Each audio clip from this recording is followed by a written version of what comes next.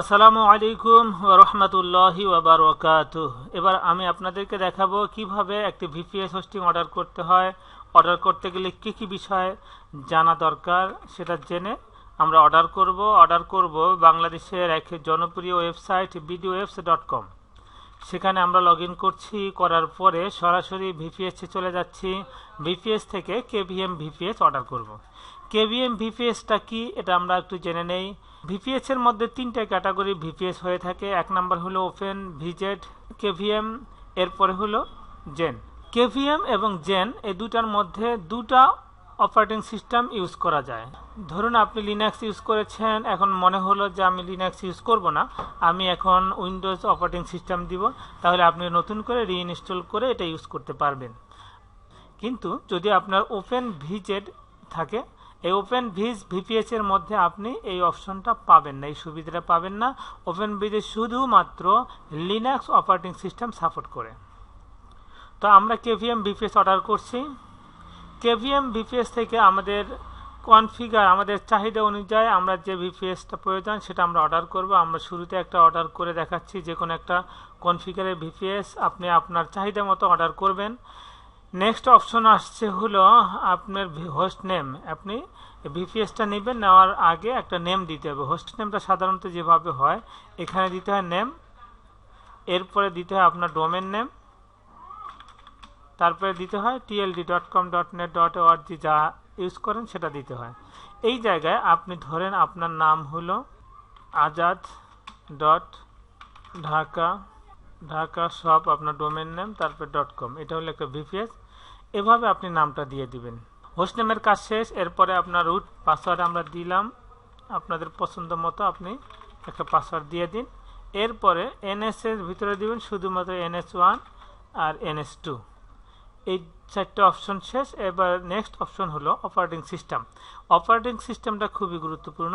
আপনি ভিপিএস কেন নিচ্ছেন এটাকে জানতে হবে, বুঝতে হবে, তারপরে অপারেটিং সিস্টেম সিলেক্ট করতে হবে। ধরুন আপনি সি প্যানেল চালাবেন, কিন্তু যদি আপনি অপারেটিং সিস্টেম সেন্ট্রোস না দিয়ে অন্য কোনো অপারেটিং সিস্টেম দেন, তাহলে সি প্যানেল ইনস্টল হবে না, সি প্যানেল সেখানে সাপোর্ট করবে না।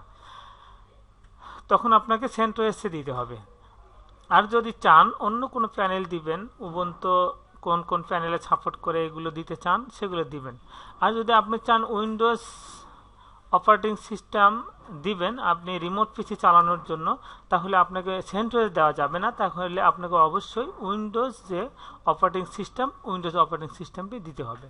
এজন্য আমাদেরকে শিওর হতে হবে আমরা আগে কি ইউজ করব, তারপরে আমরা সেটআপে সেই অপারেটিং সিস্টেম সিলেক্ট করব। এরপরে রেফারেন্স কিছু না, রেফারেন্সে আপনি দিলেও হবে, না দিলেও হবে। অর্থাৎ রেফারেন্সটা হলো আপনি কার মাধ্যমে, কার রেফারেন্সে আপনি এই ওয়েবসাইটের নাম জেনেছেন, শুনেছেন।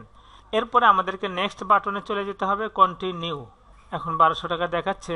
এখন এখানে একটা অপশন হলো অ্যাপ্লাই প্রোমো কোড। অর্থাৎ কোনো কোম্পানি যদি কোনো ডিসকাউন্ট কোড দিয়ে থাকে আপনাকে, যদি আপনি কোনো ডিসকাউন্ট কোড পেয়ে থাকেন, সেই ডিসকাউন্ট কোডটা যদি আপনি এখানে বসান, তাহলে ডিসকাউন্ট এখানে অ্যাপ্লাই হয়ে যাবে, আপনি কিছু ডিসকাউন্ট পাবেন।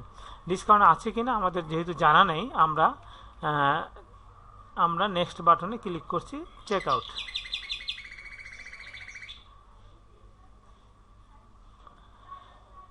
এরপরে এখানে আপনি যে নামে অর্ডার করবেন, আপনি যদি নতুন হন আপনাকে পুরা এই ফর্মটা ফিল আপ করতে হবে, করে কন্টিনিউ বাটনে ক্লিক করতে হবে। পুরনো কোনো কাস্টমার হন, এখানে অ্যাকাউন্ট থেকে থাকে, তাহলে আপনি অলরেডি রেজিস্টার্ড বাটনে ক্লিক করবেন, করে আপনি আপনার এখানে ইমেল দিবেন।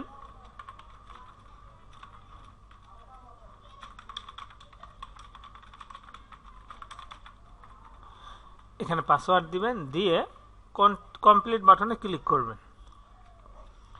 এখানে পেমেন্ট গেটওয়েটা আপনি একটু দেখে নিতে পারেন, যে আপনি কি দেশের মাধ্যমে পেমেন্ট করবেন সেটা দেখে নেন।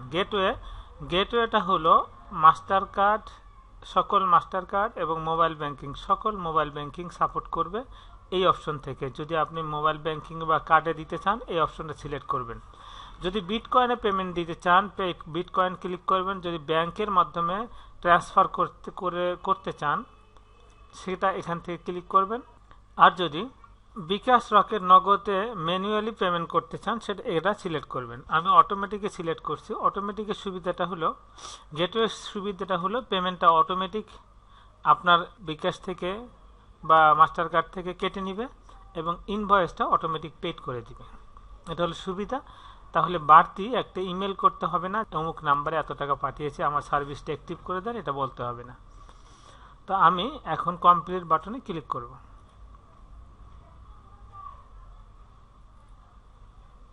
অর্ডারটা প্রসেস হচ্ছে, প্রসেস করা পর্যন্ত ওয়েট করব আমরা।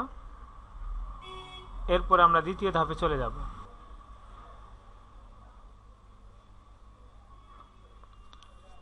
প্রসেস হচ্ছে, এখন গেটওয়ে চলে যাচ্ছে, গেটওয়ের ভিতরে।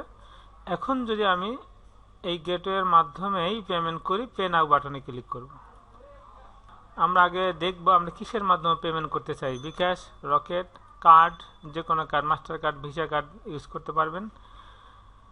এরপরে নেট ব্যাংকিংয়ের মাধ্যমে ইউজ করতে পারবেন, মোবাইল ব্যাংকিংয়ের মাধ্যমে ইউজ করতে পারেন। বিকাশ, রকেট, নগদ অপশন সবই আছে। আপনি যদি বিকাশের মাধ্যমে পেমেন্ট করতে চান, বিকাশে ক্লিক করবেন। এখানে আপনি আপনার বিকাশ নাম্বারটা দিবেন, 01721495878। আমি এই নাম্বারটা দিলাম, যে কনফার্ম বাটনে ক্লিক করতে হবে। কনফার্ম বাটনে ক্লিক করলে আপনার বিকাশের মধ্যে একটা পিন নাম্বার চলে যাবে। যেই কোডটা চলে যাবে সেই কোডটা এখানে অ্যাপ্লাই করবেন। 25 দিলাম, দিয়ে কনফার্ম করলাম। কনফার্ম করার পরে আপনি কনফার্ম হওয়ার পরে পিন নাম্বার দিতে হবে। কোন পিন নাম্বার? যেটা বিকাশের যে পিন নাম্বারটা আপনি ইউজ করেন সেই পিন নাম্বারটা এখানে দিবেন। বিকাশের পিন নাম্বারটা দেওয়ার পরে কনফার্ম বাটনে ক্লিক করবেন, তখন আপনার ইনভয়েস অটোমেটিক পেইড হয়ে যাবে। এভাবে আপনি আপনার ইনভয়েস পেইড করবেন, আপনার ভিপিএস অর্ডার করবেন। অর্ডার করার পরে সার্ভিস গ্রহণ করতে পারবেন। যদি বুঝতে কোনো অসুবিধা হয় আমাদের হেল্পলাইনে ফোন দিয়ে কথা বলবেন অথবা টিকিট করবেন। আমরা আপনাদেরকে যথাসাধ্য হেল্প করব, সহযোগিতা করব। ধন্যবাদ। আল্লাহ হাফেজ।